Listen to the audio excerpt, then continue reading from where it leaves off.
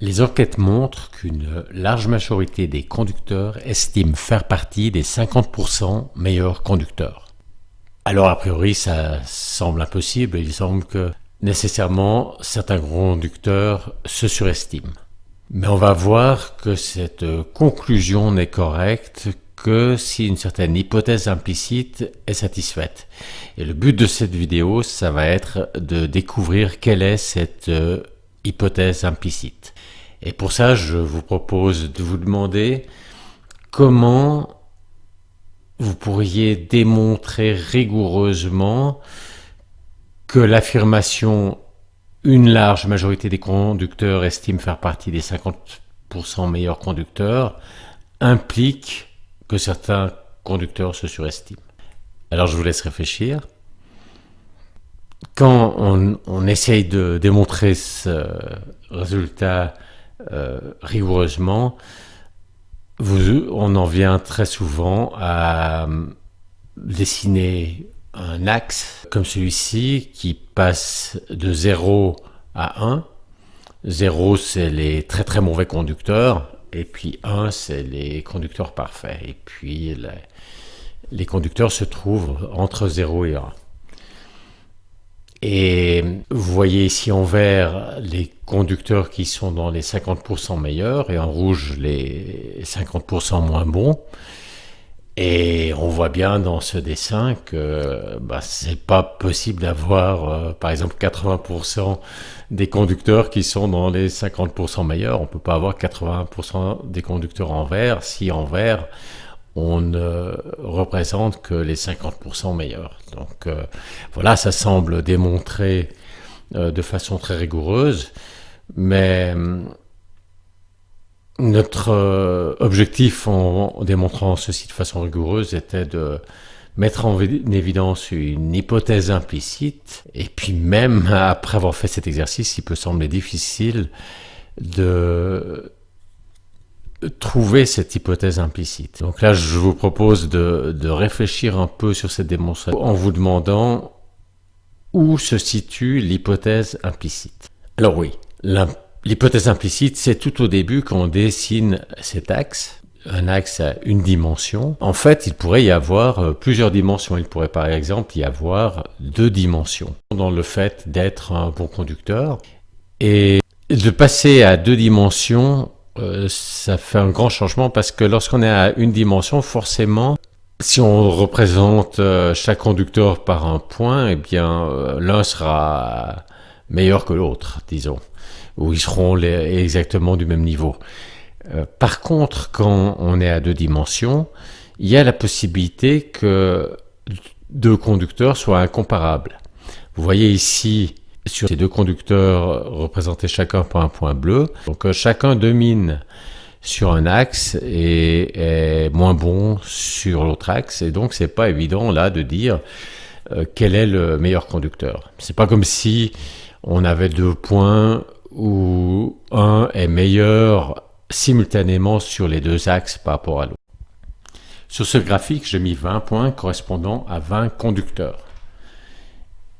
J'ai mis en vert, totalement en vert, les conducteurs qui font partie des 50% meilleurs sur l'axe horizontal.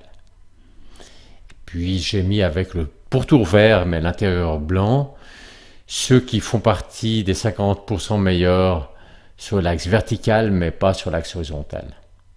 Ceux qui sont dans les 50% meilleurs à la fois sur l'axe vertical et l'axe horizontal, je les ai mis simplement complètement en vert aussi.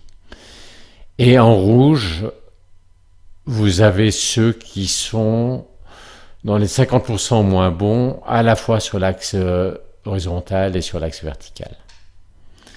Ce qu'il faut bien voir, c'est que tous les conducteurs qui sont en vert peuvent légitimement s'estimer comme faisant partie des 50% meilleurs conducteurs. Soit parce qu'ils sont meilleurs sur l'axe horizontal, soit parce qu'ils sont meilleurs sur l'axe vertical. C'est le cas des cercles verts avec le centre blanc. Alors on dira que c'est un peu spécial qu'un conducteur choisisse entre ces 2 critères, entre ces 2 axes. Donne de l'importance surtout à l'axe où il est le meilleur, mais Bon, premièrement, c'est des choses qu'on observe, qui arrivent, que les gens ont tendance à donner plus de poids aux qualités qu'ils ont. Il se peut aussi que ce soit pas juste donner plus de poids aux qualités qu'ils ont pour paraître meilleurs, mais que la causalité est dans l'autre sens, c'est-à-dire qu'ils sont meilleurs sur ce critère-là parce qu'ils le jugent plus important et qu'ils ont fait des efforts pour devenir meilleurs sur ce critère-là. Et si on parle de conducteurs, il se peut aussi que ça soit des conducteurs en des lieux différents où les qualités pour être un bon conducteur sont pas les mêmes. On pourrait imaginer par exemple que l'axe horizontal correspond à bien se parquer dans une petite place, à pouvoir s'enfiler dans une petite place. Et ça, c'est très important si on habite en ville. Et l'axe vertical pourrait être de faire des démarrages en côte, même si la pente est extrêmement forte. Et ça, c'est plus important si on vit en montagne. Donc, il se peut tout à fait que ce soit légitime pour chacun des conducteurs de donner la priorité à un axe particulier. Et par contre, les conducteurs qui sont en rouge, là, ils sont moins bons sur les deux axes, donc eux, ils font manifestement pas partie des 50% des meilleurs. Mais vous voyez qu'ils sont peu nombreux.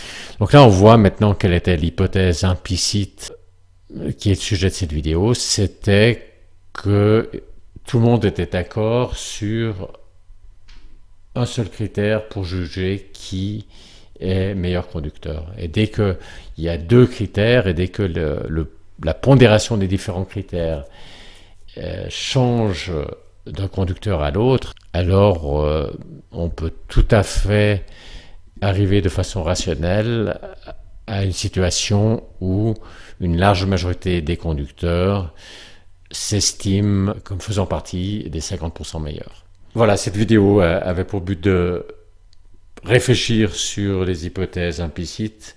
Vous voyez que c'est pas forcément trivial de découvrir une hypothèse implicite. Par contre, je n'ai pas étudié ici la question des conducteurs réellement. Il se peut que, bien qu'il y ait une hypothèse implicite, cette hypothèse implicite était satisfaite, ou que même si elle n'était pas satisfaite, il se peut que la conclusion, à savoir que certains conducteurs se surestiment, que cette conclusion est correcte. Et si je ne me prononce pas sur cette conclusion, je voulais juste discuter les hypothèses implicites.